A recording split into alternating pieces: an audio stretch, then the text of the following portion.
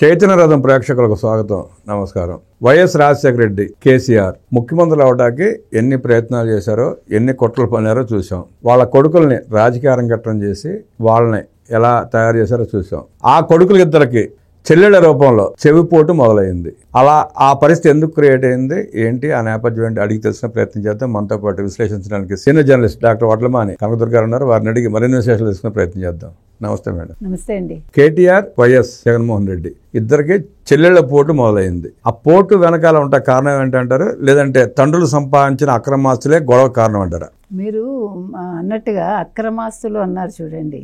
మీరు ఈరోజు మొత్తం అసలు వ్యవస్థ చూసుకోండి సార్. ఎస్పెషల్లీ యువత తల్లిదండ్రులు సంపాదించి పెడితే వాళ్ళు చదువుకోవట్లేదు. ఇష్టానికి అంటే ఇంగ్లీష్ మీడియంలో చదువుకుంటారు, ఇంగ్లీష్ మాట్లాడటం వస్తుంది, డిగ్రీ ఏదో అలవకగా వచ్చేస్తుంది వాళ్ళకి. తర్వాత వాళ్ళు విచ్చలవిడిగా ఉంటున్నారు చెప్పాలంటే. అంటే ఒక కష్టపడి సంపాదించిన దానికి అక్రమంగా లేదు అప్పనంగా ఆస్తి వస్తే ఎలా ఉంటుంది అనే దానికి నేటి యువతలో చాలామంది తార్కాణం. అదేవిధంగా మీరు అన్నట్టుగా ఒక కేసీఆర్, ఒక జగన్మోహన్ రెడ్డి వీళ్ళిద్దరిని మనం చూసుకుంటే కనుకైతే మొన్న కూడా కేసీఆర్ గారు జగన్మోహన్ రెడ్డిని మెచ్చుకోవటం జరిగింది. అంటే ఆల్మోస్ట్ 1 year అవుతోంది అతను ఓడిపోయి. అసలు ప్రజలు ఎలాంటి తీర్పునిచ్చారు అది చూశాక కూడా కేసీఆర్ లాంటి ఒక పెద్ద మనిషి అనుకునే వ్యక్తి ఒక జగన్మోహన్ రెడ్డిని పొగిడారంటేనే వాళ్ళిద్దరి మధ్య ఉండే లాలూచి ఏంటి, వాళ్ళిద్దరి మధ్య అసలు ఏ రకమైన సంబంధాలు ఉన్నాయి, దీని మీద మనం కొంచెం లోతుగా అసలు విశ్లేషించాలి చెప్పాలంటే. రెండోది అసలు సన్ స్ట్రోక్లు ఉన్నాయి. మీకు చూసుకుంటే పొలిటికల్గా ఎప్పుడూ కూడా సన్ స్ట్రోక్ ఉంటుంది, ఆస్తి విషయాల్లో కూడా సన్ స్ట్రోక్లే ఉంటాయి. ఇక్కడ చిత్రంగా మీరు చెప్పినట్టు జగన్మోహన్ రెడ్డికి అక్కడ చెల్లెలైతే ఇక్కడ కేసీఆర్కి కూతురు రూపంలో ఒక స్ట్రోక్ వచ్చింది. అయితే అక్కడ న్యాయబద్ధంగానే ఉంది. అక్కడ షర్మిల అనే ఆవిడ అన్నగారి కోసం పోరాటం చేసి ఆవిడ పాదయాత్ర చేసి అన్నగారిని ముఖ్యమంత్రిని చేస్తే ఒక రాజ్యసభ సీటు కూడా ఇవ్వకుండా చెల్లెలు యాక్చువల్గా రాజకీయాల్లోకి వద్దాం అనుకుంటే ఒక కుటుంబంలో ఒకళ్ళే రాజకీయాల్లో ఉండాలి, ఇద్దరు ఉండకూడదని చెప్పి ఆయన చెల్లెల్ని అనవసరంగా ఆస్తుల కోసం అని బయటికి పంపించేసి, అంటే తండ్రి చెప్పిన దాన్ని కూడా కాదని ఏ తండ్రి చావునైతే అడ్డు పెట్టుకుని సంతకాలు సేకరించాలనుకున్నాడో అటువంటి తండ్రి మాటను కూడా ఆయన లెక్క చేయకుండా చెల్లెలకు ఆస్తిలో వాటా ఇవ్వకుండా బయటికి పంపించి తల్లిని కూడా బయటికి పంపిస్తే ఆవిడ ఉనికి కోసం కాకుండా ఆవిడ బ్రతకడం కోసం భయపడి, అంటే తన ప్రాణాలకి ముప్పు రాకూడదని ఆవిడ ఒక పార్టీ పెట్టి ఆ పార్టీలో విఫలమయ్యి ఆవిడ మళ్ళీ ఆంధ్రప్రదేశ్కి వచ్చి ఒక కాంగ్రెస్ పార్టీలో చేరి ఇవాళ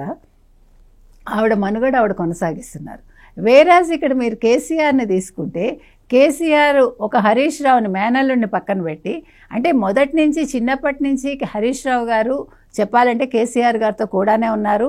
ఆయన రాజకీయ వ్యవహారాలు చూశారు. ఎప్పుడైతే ఈ తెలంగాణ ఉద్యమం మొదలైందో ఆ ఉద్యమం వచ్చాక మలిదశలో ఇందాక కవిత గారు చెప్పినట్టుగా ఇటు కవిత ఉద్యమంలోకి వచ్చారు, అటు కేటీఆర్ కూడా అమెరికా వదిలేసి వచ్చి తండ్రితో చేతులు కలిపారు. అయితే హరీష్ రావుని ఎంతవరకు వాడుకోవాలో వాడుకుని మొన్న రజతోత్సవ వేడుకల్లో అసలు హరీష్ రావుకి అసలు ఎక్కడ ఇంపార్టెన్స్ ఇవ్వకుండా ఏ రకంగా చేశారో మీరు చూశారు. అయితే రెండోసారి కేసీఆర్ ముఖ్యమంత్రి అయ్యాక కొన్ని రోజులు అయ్యాక యాక్చువల్గా హరీష్ రావు బయటకు వచ్చేస్తారనే టాక్ వచ్చింది. అసలు ఈ ప్రభుత్వం ఉంటుందా, హరీష్ రావు దాన్ని ముక్కలు చేస్తాడా అని ఇన్ని రకాలుగా నడిచాక మొత్తానికి ఏదో హరీష్ రావు సర్దుబాటు చేసుకుని ఆయన ఉన్నారు. కాకపోతే ఇప్పుడు కూడా ఆయన ఆత్మ అక్కడ ఉందని మనం అనుకోవట్లా. అంటే బీఆర్ఎస్తో ఆయన ఆత్మ ఉందని అనుకోవట్లే. ఆయన శారీరకంగా అక్కడ ఉన్నారు, మానసికంగా హీఈస్ నాట్ హ్యాపీ అనేది అందరికీ తెలిసిన సత్యం అది. ఇకపోతే ఈ కవిత విషయంలో మీరు తీసుకుంటే కనుకైతే ఎప్పుడైతే ఆవిడ మధ్య కుంభకోణంలో ఇన్వాల్వ్ అయ్యి అది ఏ రకంగానూ కేసీఆర్ ఏమీ చేయలేని స్థితిలో, మీకు తెలుసో లేదో కేసీఆర్ అనే వ్యక్తి ఎప్పుడు బీజేపీకి ఈల్డ్ అయ్యారు అంటే మహాప్రస్థానంలో ఆయన 21 డాక్యుమెంట్స్ దాచిపెట్టారు. మహాప్రస్థానం అంటే మీకు తెలుసు అదొక శ్మశానం. ఆ మహాప్రస్థానంలో ఆయన ఆస్తి డాక్యుమెంట్స్ దాచిపెట్టారని వాళ్ళకి సంబంధించిన వ్యక్తి బయట పెట్టాక అప్పుడు ఆయన అమిత్ షాకి మోదీకి ఈల్డ్ అవ్వాల్సి వచ్చింది. నెంబర్ 1. నెంబర్ 2, కవిత అరెస్ట్ అయ్యాక కవిత విషయంలో ఆయన మళ్ళా తలొగ్గాల్సి వచ్చింది బీజేపీకి. అక్కడితో బీఆర్ఎస్ పూర్తిగా ఏమనాలి సమాధి అయిపోయింది ఒక రకంగా. అందుకనే కదా లోక్సభలో వాళ్ళు పోటీ చేయలేదు. లోక్సభలో 8 సీట్లు బీజేపీకి రావడం జరిగిందండి. కవిత అయినా కూడా ఇప్పుడు కవిత మూలంగా ఇప్పుడు ఈ పార్టీ ఈరోజు ఈ రకంగా అయిపోయింది అంటే సగం కారణం కవిత. మరి అటువంటి కవితకి ఈరోజు మళ్ళా నేను తెలంగాణ జాగృతి అని పెట్టుకుంటాను, ఈరోజు అశోక్ నగర్లో ఉన్నదాన్ని ఒక బంజారా హిల్స్లో ఒక ఆఫీస్ తీసుకుని లాంగ్ లీజ్ తీసుకుని ఆవిడ ఒక పార్టీ పెట్టగలిగారు అంటే ఇంత డబ్బులు ఎక్కడి నుంచి వచ్చాయి మీకు? నెంబర్ 1 అంటే మీరు ఉద్యమం పేరు చెప్పుకుని ఆ రోజు దండుకున్నారా? 10 ఏళ్ళు పరిపాలనలో దండుకున్నారా? ఇంత డబ్బు మీకు ఎక్కడి నుంచి వచ్చింది? ఇవాళ మీరు పెట్టుకునే చెవి పోగులు ఎంత ఖరీదు ఉంటాయి? రవ్వల పోగులు పెట్టుకున్నారు ఆవిడ. ఆ పోగులు మీరు ఎంత కాదనుకున్నా 7-8 లక్షలు ఉంటుంది. ఆవిడ పెట్టుకున్న ఒక చెవి పోగునే మాట్లాడు, చిన్న పోగు కనీసం 7-8 లక్షలు ఉంటుందండి. ఆవిడ మీరు కనుక గమనిస్తే మొత్తం ఈ 10 ఏళ్ల ప్రస్థానంలో ఆవిడ రోజు వేసిన నగలు వేయలేదు, పెట్టుకున్న చెవులకి పోగులు పెట్టుకోలేదు, ఆవిడ రోజుకో రకం పెట్టుకున్నారు, అవన్నీ డైమండ్సే. నేను ఎందుకు చెప్తున్నానంటే నేను ప్రశ్నిస్తున్నానండి, ఇవాళ ఈ వ్యవస్థలో మీరందరూ రాజకీయాల్లోకి వచ్చాక మీరు జీరో నుంచి మీరు ఈరోజు ఇన్ని లక్షల కోట్లు ఎలా సంపాదించుకుంటున్నారు? మాలాంటి వాళ్ళు ఇలాగే ఉంటున్నాము, మీరు ఎట్లా మీ లైఫ్ స్టైల్ మారుతోంది? మీరు పెళ్ళిళ్ళు చేస్తే ఒళ్ళంతా నగలు దిగేసుకుని ఇంతంత ఖరీదైన మంటపాల్లో ఖరీదైన హోటల్స్లో ఎలా చేయగలుగుతున్నారు? ఇంతంత డబ్బు ఎక్కడి నుంచి వస్తుంది? ఇవన్నీ ప్రశ్నించాల్సిన అంశాలండి. ఈరోజు కవిత ఒక పార్టీ పెట్టి తెలంగాణ జాగృతి, నేను 18 ఏళ్ళుగా దాంట్లో పనిచేస్తున్నాను, బీసీలను ప్రశ్నించాను నేను. ఇవాళ తెలంగాణలో కేసీఆర్ వచ్చాకే మీకు ఏంటి అంబేద్కర్ ఎత్తు పెరిగింది. అంబేద్కర్ ఎత్తు వీళ్ళ వల్ల పెరగలేదండి, ఐఎమ్ సారీ. మీరు 125 అడుగుల విగ్రహం పెట్టుండొచ్చు. అంబేద్కర్ ఎంత ఎత్తైన మనిషో తెలుసుకున్నాక మీరు ఒక విగ్రహం పెట్టారు అంతే. ఆయన ఎత్తైన మనిషిగా మీరు మార్చలేదు, ఆయన ఎత్తైన మనిషి ఆల్రెడీ. అంటే కవిత గారు మాట్లాడిన మాటకి నేను చెప్తున్నాను, మనం మాట్లాడేటప్పుడు చాలా జాగ్రత్తగా మాట్లాడాలి. తర్వాత ఆవిడేదో చాలా కమిటీలు వేసుకుంటాను, మైనార్టీ క్రిస్టియన్ మైనార్టీ కమిటీ, తర్వాత Muslim minority committee, Banjara minority committee, Sikh minority committee, SC minority committee, ఇలా చెప్పుకుంటూ వచ్చారు. సరే మీరు ఏమైనా చేసుకోండి, కానీ అల్టిమేట్గా మీ గోల్ ఏంటి? పొలిటికల్గా మీరు ఎదగడానికేగా, మీరు మంత్రి కాలేదు కాబట్టి. నీ తండ్రి ఏదైతే పొజిషన్ ఇవ్వలేదని ఒక పార్టీ పెట్టారో తెలంగాణని విడదీసి, ఇవాళ తెలంగాణ అని రేవంత్ రెడ్డి మాట్లాడలేదని మీరు ప్రశ్నిస్తున్నారు. తెలంగాణ వచ్చాక ఇంక తెలంగాణ గురించి మాట్లాడాల్సిందే ఉందండి, రాష్ట్రాన్ని అభివృద్ధి చేయడం తప్ప. ఒక ముఖ్యమంత్రిగా రేవంత్ రెడ్డి గారికి ఏం చేయాలో తెలుసు, వీళ్ళు చెప్పక్కర్లే. మీరు తెలంగాణ పేరు చెప్పుకుని మీరు దండుకుంటారు ఇంకా. కానీ వేరే రేవంత్ రెడ్డి గారు అది ఆలోచించట్లే. మీరు చేసిన అప్పులకి ఈ రాష్ట్రం ఈరోజు కుదేలైపోతే ఎట్లా సంక్షేమాలు ఇవ్వాలి, ఏం చెయ్యాలి, ఎలాగా అనే దాని మీద ఆయన దృష్టి పెడుతున్నారు. కాబట్టి ఇవాళ మన కవితకి చెప్పేది ఒకటేనండి, మీరు ఏ ఉద్దేశంతో ఈ పార్టీని పెడుతున్నారు? మీరు ఇవాళ కండువా ఎందుకు మార్చుకున్నారు? గులాబీ రంగు ఏమైపోయింది? మీరు ఇన్ని పూజలు చేసి ఇన్ని చేస్తున్నారు కదా, అంటే మీ కేసు సమసిపోయినట్టేనా? మీరు లిక్కర్ కేసులోంచి మీరు బయటకు వచ్చేసారా?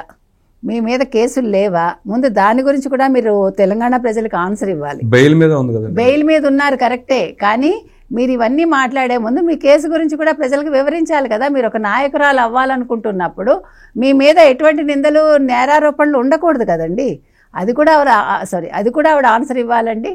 కేసీఆర్ మీద ఏగవాళ్తే ఊరుకోను, ఇంక ఏగవాళ్తే ఏంటి, దోమ వాళ్తే ఏంటి? ఆల్రెడీ ఆయన పార్టీనే మూసుకోవాల్సిన పరిస్థితికి వచ్చారు కవిత వల్ల. ఒక రకంగా కవిత కారణం కదండి. ఈరోజు ఆయన తండ్రిగా ఆయన ఏమి మాట్లాడలేక, మింగలేక, కక్కలేక ఉన్నారు. మీకు అవకాశం ఇచ్చారా మాట్లాడటానికి? ఓకే, మీరు తప్పు చేయలేదయ్యా. మరి కేసీఆర్ గారు పిలిచి మీతో మాట్లాడగలిగారా? మీరు లేఖ రాశాక మాట్లాడలేదు కదా. కొడుకుని పిలిచి మాట్లాడాడు ఆయన, ఈ విషయాన్ని పెద్దది చేయకండి అన్నారు ఆయన. కాబట్టి ఇవాళ అసలు బీఆర్ఎస్ ఉనికి ఏంటి, అసలు తెలంగాణలో బీఆర్ఎస్లో ఈ కుటుంబం పరిస్థితి ఏంటి, రేపొద్దున అసలు కవిత ఏం కోరుకుంటోంది ఆవిడ, ఇవాళ ఎందుకు ఆవిడ ఉద్యమించడానికి ప్రయత్నిస్తోంది, 4వ తారీఖు ఇందిరా పార్క్ దగ్గర ఆవిడ దేనికోసం ధర్నా చేయబోతోంది, ఆవిడ రేపొద్దున రైలు రోకోలు అంటోంది. అంటే ఏంటి, ఈ రాష్ట్రాన్ని మళ్ళా విచ్ఛిన్నం చేయదలుచుకున్నారా? ఈ రాష్ట్రంలో మీరు అలజడి సృష్టించదలుచుకున్నారా? ప్రశాంతంగా ఉన్న హైదరాబాద్ని లేదు తెలంగాణని మీరు అల్లకల్లోలం రేపదలుచుకున్నారా? ఇవి మనం ఇవాళ కవిత గారిని అడుగుతున్నామండి. మీరు అన్నట్టుగా అటు జగన్మోహన్ రెడ్డికి చెల్లెళ్ళ వల్ల తలనొప్పి వస్తే అక్కడ జగన్మోహన్ రెడ్డి చేసిన తప్పది, అందులో షర్మిల తప్పు లేదు. కానీ ఇక్కడ కవిత తప్పు చేసింది, ఇక్కడ కేసీఆర్ తప్పు లేదు, ఇక్కడ తేడా అది. కాబట్టి ఇవాళ ఇక్కడ డాటర్ స్ట్రోక్ అయినా అక్కడ సిస్టర్ స్ట్రోక్ అయినా, సిస్టర్ స్ట్రోక్లో న్యాయం ఉందండి, డాటర్ స్ట్రోక్లో న్యాయం లేదు. దీనికి కాలమే బదులు చెప్పాలి, తెలంగాణ ప్రజలు ఆలోచించాలి.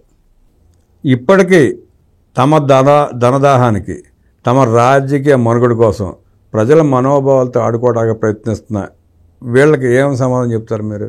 ప్రజలే చెప్పాలండి. ఎందుకంటే ఈ తెలంగాణ అనే ఒక 4 అక్షరాల పదాన్ని పట్టుకుని అవసరానికి దాన్ని బయటకు తీసుకొస్తూ వీళ్ళు రాజకీయంగా మళ్ళా వీళ్ళ మనుగడ కొనసాగించడం కోసం దీన్ని వాడడం అనేది అది అత్యంత హేయకరం అండి. అది ఆ విషయం వాళ్ళు ఆలోచించుకోవాలి. ఇక్కడ తెలంగాణ అని మాట్లాడటం కాదు, ఇవాళ తెలంగాణలో ప్రజలు ఏ విధంగా ఉన్నారు, మీ పార్టీ వాళ్ళకి ఏం చేస్తుంది. కమిటీలు వేసేస్తే సమస్యలు చల్లారిపోవు కదా. మీరు సొంతంగా ఎవడైనా జేబులోంచి రూపాయి పెడుతున్నాడా? ఏ పార్టీ వాడైనా సరేనండి, అధికార పార్టీ చేయట్లేదు, మరి మీరు అపోజిషన్లో ఉన్నామనుకున్నా, లేదు మీరు వేరే పార్టీ అనుకున్నా, మీరు ప్రజల్లోకి వెళ్ళి ప్రజలకు ₹1 సహాయం చేస్తున్నారా? వాళ్ళని ఆర్థికంగా వాళ్ళు ఉన్నత స్థితికి రావడానికి మీరు ఏం చేస్తున్నారు, ఎటువంటి కార్యాచరణలు రూపొందిస్తున్నారు? ఇవి మనం కవిత లాంటి వాళ్ళని అడుగుతున్నామండి. మీరు పార్టీలు పెట్టండి, మీరు పెట్టాక మీ పార్టీ వల్ల ప్రజలకి, యువతకి ఒక న్యాయం జరగాలి, వాళ్ళకి ఏదైనా ఒక శిక్షణ ఇవ్వండి, వాళ్ళకు ఉద్యోగ భరోసా ఇవ్వండి, ఏ రకంగా కల్పిస్తారు, వాళ్ళు ఉన్నత చదువులకు మీరు మీ పార్టీ తరఫున ఏ రకంగా సహాయం చేస్తారు, ఇవన్నీ చెప్పమని మనం ఈ సందర్భంగా అడుగుతున్నాం. మేడం, ఇందాక మీరు అన్నట్టు హరీష్ రావు గారు చాలా కష్టపడ్డాడు. ఆయన అంటే తెలంగాణ ఉద్యమంలో ఆయన ప్రవర్తించే తీరు ఎలా ఉన్నా కేసీఆర్ కోసం, ఆ పార్టీ కోసం చాలా అద్భుతంగా పనిచేసిన వ్యక్తి ఆయన. కేటీఆర్ కవిత కంటే కూడా కేసీఆర్కి ఎక్కువ అండగా నిలబడింది కూడా హరీష్ రావే. అలాంటి హరీష్ రావుకి బాధ్యతలు అప్పచెప్పకుండా కొడుకునో కూతురనో ఆయన అప్పచెప్పడంలో అర్థం ఉందంటారా? సార్, మీకు ఒక భారతం వచ్చింది అంటే మీకు భారతం పుట్టింది అంటే కొడుకు మీద మమకారంతోటేగా. అవును. ఒక ధృతరాష్ట్రుడు దుర్యోధనుడి వైపు ఉండడం వల్ల, భీష్ముడు లాంటి వాళ్ళు ద్రౌపది వస్త్రాభరణం జరుగుతుంటే తలదించి కూర్చోవటం వల్ల ఒక మహాభారత యుద్ధం జరిగింది. కాబట్టి ఇది మీకు తరతరాలుగా వస్తున్నది ఏంటంటే, మీరు అవునన్నా కాదన్నా ఈ పుత్ర వ్యామోహం అనేది మీకు రాజ్యాలే కబళించేసింది. కాబట్టి కేసీఆర్ ఎంతండి, కేసీఆర్ కొడుకు కోసమే ఆలోచిస్తారు. అంటే కొడుకు మంచివాడే కావచ్చు, అతను తెలివైన వాడే కావచ్చు, కానీ కష్టపడింది హరీష్ రావు. ప్రజల్లో ఎక్కువ పేరు ప్రతిష్ట ఉన్నది కేటీఆర్ కంటే కూడా హరీష్ రావుకే. అయినా కూడా ఆయన మనసు కొడుకు వైపే మొగ్గుతుంది. కాబట్టి దీనికి మనం ఏమీ చేయలేమండి. ఇవి రాజకీయ నాయకులు అందరూ ఆలోచించుకోవాలి. ఇప్పుడు కొడుక ప్రజల అనుకున్నప్పుడు వీళ్ళు కొడుకుల వైపే ఉంటున్నారు కాబట్టి ఈ నష్టాలు జరుగుతున్నాయి. కాబట్టి హరీష్ రావుకి అన్యాయమే జరిగిందండి. అందుకని అన్యాయం పూడ్చాలంటే హరీష్ రావు గారు సమయం చూసుకుని బయటకు వచ్చి ఆయన బీజేపీలో చేరితే కనుకైతే ఖచ్చితంగా వచ్చేది బీజేపీ ప్రభుత్వం కాబట్టి ఆయన ముఖ్యమంత్రి అయ్యే అవకాశాలు అయితే చాలా మెండుగా కనిపిస్తున్నాయి. బీఆర్ఎస్ పార్టీ రాజకీయాలు ఎలాగ కొనసాగిస్తే హరీష్ రావు గారు బీజేపీలో చేరతారు, బీజేపీలో చేరి మంచి స్థానానికి వెళ్తారని విశ్లేషించిన కనకదుర్గ గారికి ధన్యవాదాలు తెలియజేస్తూ నమస్కారం. నమస్తే.